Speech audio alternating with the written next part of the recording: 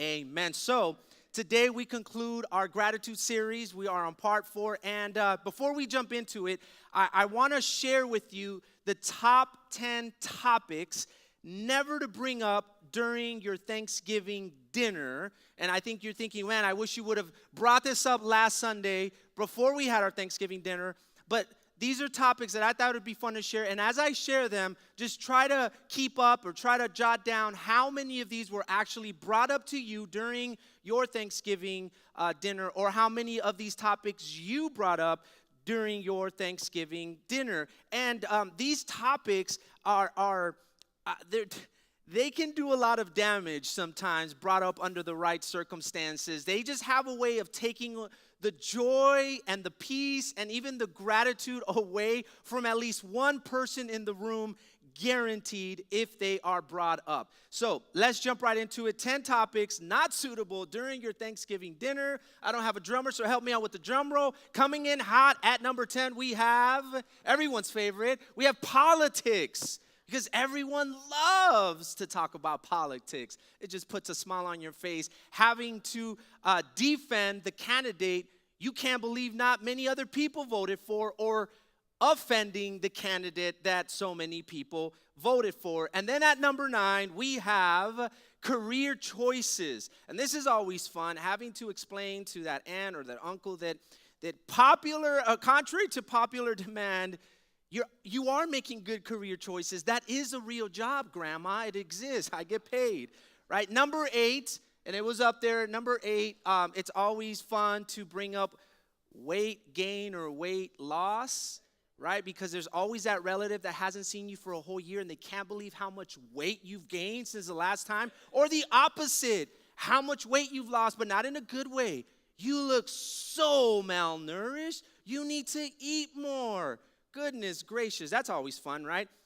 Coming in at number 7, we have the beloved parenting methods. And I always love this, and I always stay away from this, seeing the new school mom go at it with the old school mom. Well, I read on a blog. Well, I saw a podcast. And then the old school mom with parenting methods saying, well, I raised you like that, and you came out just fine, right? And I always stay away from that. And the next one, any single people in the house? Raise your hand. Single people. Yeah, we have a few, right? Don't be ashamed. You're just like, oh my goodness, it's happening. My worst nightmare. No, there are plenty of single people. So look around, single people. You see what I'm doing here right now? Find each other, single people. But we come in at with marriage. The next one, marriage. There we go. When are you going to get married? Because your cousin and your younger brother or your neighbor, they are married. When are you? Because the train is leaving. So hurry up. Number 5, for those of you who are married, having children. When are you going to have kids? When are you going to make me a grandma, a grandpa, an uncle, an aunt? When are you going to? And those of you who have too many kids, having to defend why you're choosing to have another kid. That's always fun. Number 4, the turkey. And this one's not too big of a deal until you start talking about the best turkey you've ever had, but it's not at the person or the place you're having it at. It's always awkward, and it will hurt at least one person's feelings. Number 3, we have the COVID vaccine, right? Based on all your investigation, you can't believe why more people didn't get it. Or based on all your investigation, you can't believe why more people didn't get it, right? Whichever side you lean. Number 2, this is my personal favorite, meat eaters versus vegetarians. Because you're bound to have that one invited guest that now is a vegetarian. And then you see both sides. You try to say how your diet is a superior diet compared to the other person. How could you be a vegetarian? How could you be a vegan? And the other person, how could you be a meat eater? And I love the debate as you're stuffing your face with loads and loads of calories. And number 1, we all love this, the family comparisons.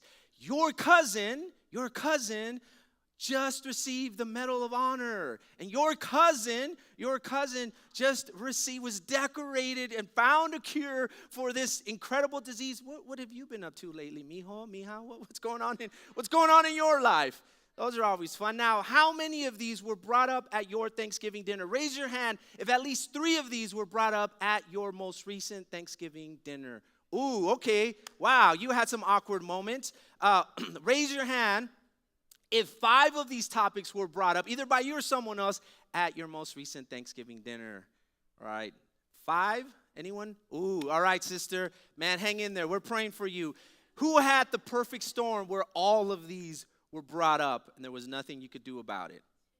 No one. Good. I thought we were going to have to start laying hands this morning. Now, if any of these topics were brought up, chances are that at least one person, it didn't just make things awkward, but at least one person was affected by this. And the only thing they were grateful for that night is knowing that they're not going to have to see you or talk about it again for a whole nother year. Now, some of you might think, well, those are just common topics. I mean, what's the big deal about those anyways, which is probably why you had no problem bringing those up. But even though these topics seem like common, normal, everyday things to talk about, they can become what I like to call this. They can become Thanksgiving thieves. Because under the right conditions, under the right circumstances, they will rob a person of their Thanksgiving. And I'm not talking about a holiday or a meal. I'm talking about their desire to want to give thanks. But those are not the only Thanksgiving thieves that we have to look out for. Because life is full of Thanksgiving thieves that can greatly affect our hearts and our lives and even our relationship with God. And if given the opportunity, these Thanksgiving thieves will completely rob you of your desire to want to give thanks to God, even though you know God has been good to you. And these Thanksgiving thieves, they don't just show up during the holiday season like that distant relative or at a particular dinner gathering. These Thanksgiving thieves can show up at all sorts of time in life, in different areas of life. So this morning, I want us to be made aware of these Thanksgiving thieves so that you can better guard yourself against them, so that you can better guard your gratitude against these things. And there are 2 in particular that I want to share this morning because I believe they're not just the most frequent, but they're also the most common in our lives. And this might even shed some light on why some of you haven't been feeling grateful to God lately, despite the fact that you know you ought to be grateful, despite the fact that you know He's been too good to you. These Thanksgiving thieves are smooth criminals. One moment you have gratitude, and the next, without notice, you don't. Has anyone ever stolen anything from you, and you didn't realize it until it was gone? I had my car stolen once. Smooth criminals. One moment it was there, the next moment it wasn't. Have you ever had your food stolen at work? You put it in the refrigerator. Do not touch. This belongs to me. You even lick it a few times, put it there as a security measure. It was there one moment, and then you went back, and someone took my food. Smooth criminals. So these are Thanksgiving thieves to be on the lookout for. First one is this: our negative circumstances. Your negative circumstances. Negative circumstances, and we all go through them, by the way. They can make it hard for us to feel grateful at times. Negative circumstances have a way of causing us to feel forgotten by God, even if it's just for a moment. Negative circumstances have a way of causing us to feel punished by God sometimes, even if it's just for a moment. Or feeling let down by God, even if it's just for a moment. Is there anyone brave enough here, brave enough to admit that you have felt this way at one particular time in a negative situation, and for a moment, even just for a moment, you felt that you were forgotten by God? Or is it just me? That the situation got so bad for a moment you couldn't help but feel forgotten by God or feel punished by God. I think it's because of how I've been living and I just deserve it. I just feel like there's just no way out of this. Or maybe let down by God. I've been there before. You prayed, you believed, you had the faith, you fasted, you did all the right things, and it still didn't go the way you believed it would.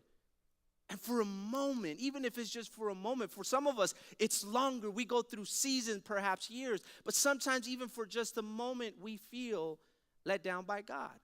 And the last thing we feel like doing in the midst of a negative circumstance, the last thing we want to do is demonstrate our gratitude to God.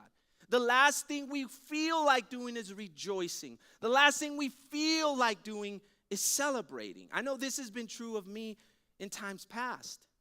But being robbed of our gratitude simply doesn't just happen by going through a negative circumstance, because some of us have faced negative circumstances with great faith and with great courage and with great gratitude. In fact, some of you are going through some of the hardest storms in your life, and you're going through them like a champ.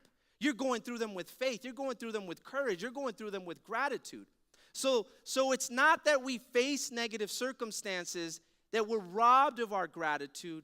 The problem arises, listen to this, the problem arises when we decide to give more emphasis, more attention, more focus to our negative circumstances than to God.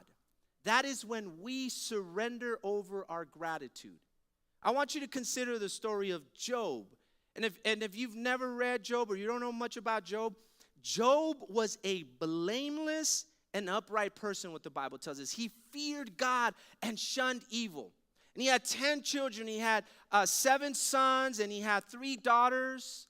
And the Bible tells us that he had great wealth. I mean, thousands of sheep and oxen and donkey and camels. I mean, things were great, and he had servants.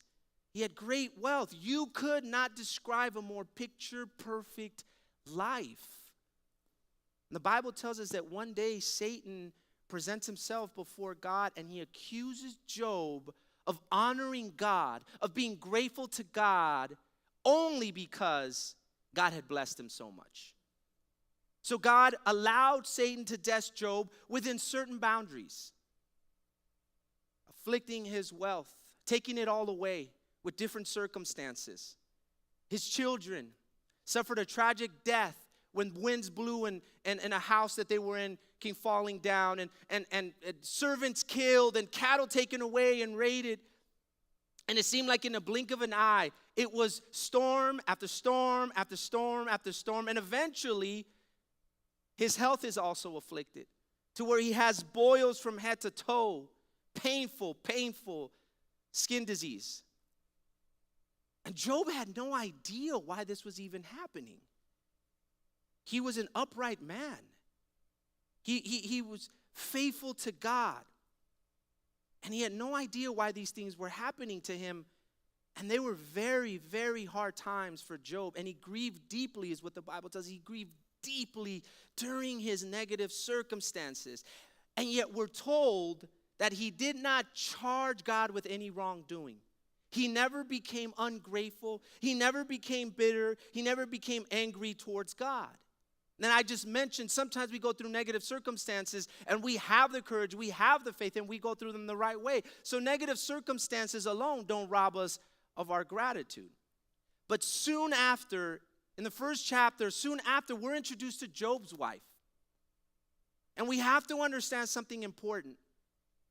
It wasn't just Job going through these negative things. She was going through them also. It was also her home and her children and her husband that had been tragically affected. So she was going through this as well. And this is how she felt about the entire ordeal. Job chapter 2, verse 9. His wife said to him, after everything had unfolded, just no good news anywhere, his wife said to him, are you still trying to maintain your integrity? You're still trying to maintain your integrity? Curse God and die. Curse God and die. See, according to Job's wife, there was absolutely no reason to be thankful to God. No reason. Her message to her husband was clear. Look at you. Look at us. Look at this. There's nothing good about this. You're still holding on to your integrity, honoring God, blessing God. Just blame him already. Look at what has happened. Look around us. Look at the pain we're in. Have you ever felt like Job's wife? I have. That it seems like when it rains, it pours, and you have this, and then you have that, and you're just surrounded by negativity. And as hard as you want to look around and see the good, all you see are the negative things around you. And it's hard in those moments to want to be grateful. It's hard in those moments to shout with joy. I've been there. It's hard when you still come to church and everyone's dancing and celebrating and you're just mustering up all the strength to even just wear a smile on your face. I've been there before. Where you feel like there's no reason to be grateful to God, but you have plenty of reasons around you to be mad at God. And then verse 10, Job replied, "You talk like a foolish woman. You talk like a foolish woman." And then he asked this question so profound: should we accept only good things from the hand of God and never anything bad? Is that all we're going to expect from God and demand from God? Is that the only thing he's allowed to do? Should we accept only good things from the hand of God and never anything bad? So in all of this, Job said nothing wrong. See, Job and his wife saw things very differently. I want you to look up here. Watch this. Job's wife saw the severity of the circumstance. Job saw the sovereignty of God. Job was focusing on the greatness of God, his power, his rule, how big he is, which is why he knew that cursing God was not the thing to do here. But she was focusing on the circumstance. This is why she felt like the only thing left to do, my children, the wealth, maybe you could say forget the wealth, but my babies and my husband, and it's just in ruins. And she felt like the only thing left to do was just curse God and die. Blame him already. Be ungrateful with him already. Curse God and die. Those are words of ingratitude. And it's very clear that the negativity of the circumstances had robbed the gratitude from within her, at least a desire to want to give thanks to God. In her eyes, there was no reason to thank God, only to curse him. And brother, sister, could it be that the reason you don't feel grateful is because you're only seeing the severity of your circumstance rather than the sovereignty of God? See, often we wonder why God allows something to happen. Have you ever wondered why God allowed, how this could benefit me, how this could be possible? And we question or doubt God's goodness without seeing the full picture. And see, the book of Job teaches us to trust God under all circumstances. Under all circumstances, including the negative ones. Psalm 18 verse 30 says this: God's way is perfect. God's way is perfect. But sometimes it's hard to believe with all your heart, especially when you're in a negative circumstance, that God's way is perfect. Sometimes we wrestle with God's way being perfect or being perfect in our lives. But it says that God's way is perfect. All the Lord's promises prove true. He is a shield for all, not some, but all who look to him for protection. And since God's ways are perfect, then we can trust that whatever he does and whatever he allows is also perfect. And this may not make sense to us, but it doesn't have to. It doesn't have to. Isaiah 55 verse 8 and 9 reminds us that my thoughts are not your thoughts. They don't compare. Neither are your ways my ways, says the Lord. For as the heavens are higher than the earth, so are my ways higher than your ways and my thoughts than your thoughts. Sometimes we can't even understand what God is up to, even if he explained it to us. Nevertheless, our responsibility is to, as we have seen in the last 3 weekends to always be joyful and never stop praying and be thankful in all circumstances, including the ones that we may not understand, including the ones that hurt, including the ones that cause us pain, including the one that causes tears to roll from our eyes, including the ones that frustrate us. So, what will you choose to give your attention to as you continue to live out your life, as you continue to move forward? The negativity of your circumstances or the sovereignty of your God? One will lead you to gratitude. The other will rob you of it. The second Thanksgiving thief to be on the lookout for is this: our surrounding company, the people around us. The people we keep around us, they can encourage us or they can rob us of our gratitude if we're not careful. And we've seen this happen in our own lives. We've seen this happen in the lives of other people. We're reminded of this by Paul in 1 Corinthians 15:33. Do not be fooled. Do not be misled. Bad company corrupts good character. How many of you have seen this in some form in the life around you? You've seen someone good corrupted by something bad or someone bad. If we're not careful, our gratitude, along with other Christ-like traits, will be corrupted by the company that we keep. In Job's life, his wife was the one that wanted him to demonstrate ingratitude. Later in Job's account, it's a powerful book. I recommend that you read it through. Later, his friends show up, and they want to support, but they keep the negative talk going. The company we choose to keep around us can have a positive or negative impact on our gratitude meter. Maybe the reason that you find yourself withholding or not feeling grateful, maybe it's not negative circumstances. Maybe it's the people you have around you, whispering in your ear, talking, saying things. If we're not careful, that company will affect us. We see this example also play out in Numbers 11. Numbers 11, verse 4, and the context here is they're traveling through the wilderness. They're on their way to the promised land. God has rescued them out of their misery. He's heard their cry, and they've been enslaved for hundreds of years, and now he's rescuing them and taking them to the promised land. And then we read in verse 4, somewhere along the journey, now the rabble who were among them. These are non-Israelites. These are people, and the word in its root has a negative connotation. The riffraffs, the not so good people that who were among them, they took advantage and joined the Exodus. It says that they had greedy cravings.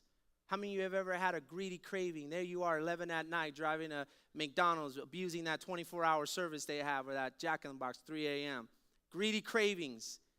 And the sons of Israel also wept again and said, who will give us meat to eat?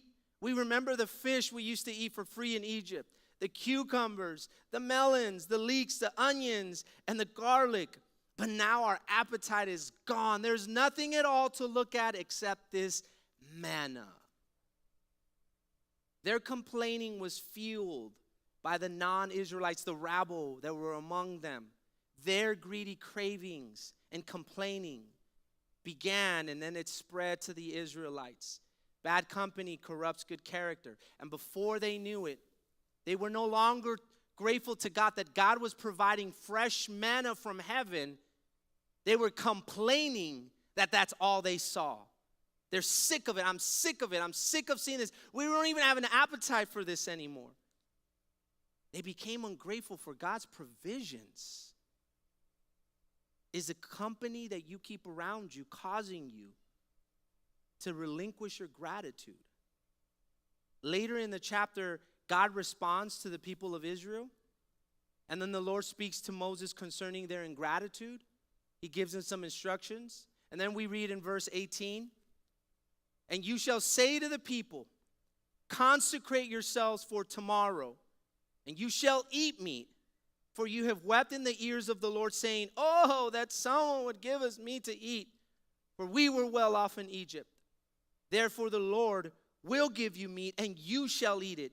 You shall eat not one day, nor 2 days, nor 5 days, nor 10 days, nor 20 days, for a whole month until it comes out of your nose and makes you nauseated because you have rejected the Lord who is among you and have wept before him, saying, why did we ever leave Egypt? Brother, sister, remember that God hears everything you say, even in moments of ingratitude. He hears the conversations you have. He hears the things that you say. They said, why did we ever leave Egypt? We had it great back then. No, they didn't. That's why God pulled them out. They were in misery. However, the rabble made them believe that life was good back then. Their complaining, their greedy cravings stole the gratitude from their hearts. And before they knew it, they were no longer grateful for God's provisions. They were ungrateful. The rabble didn't just affect their gratitude. The rabble affected the Israelites' relationship with God. And brother, sister, the company that we keep doesn't just affect our gratitude. They affect our relationship with God. So make sure that you are surrounding yourselves with people who are not only people of gratitude, but people of God. And when you hear others begin to complain, watch out, because that is a sign of ingratitude. Ingratitude fuels complaining. And watch out, or you might be robbed of gratitude. And as a result, when you're robbed of gratitude, you rob God of the gratitude that he deserves. So we have to guard ourselves against these Thanksgiving thieves. They're out there. And they might seem like common things in life. We all go through negative circumstances. We all have people around our lives that are not so good, that are not so godly. But you have to understand that I've been with this person. I've known this person. They're good people if you get to know them. But what kind of impact are they having on your life, on your gratitude, and more importantly, on your relationship with God? If you're not winning them over for God, they're winning you over to the world.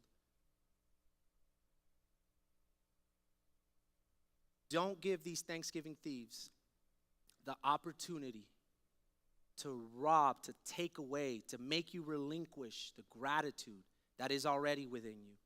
And perhaps that is you today. Maybe your negative circumstances have successfully caused you to give up gratitude. And even though you know God is good, and even though you can make a list of all the good things that God has done, you just don't feel it in your heart. You look around and like Job's wife, you just feel like there's more reason to curse God than to bless God.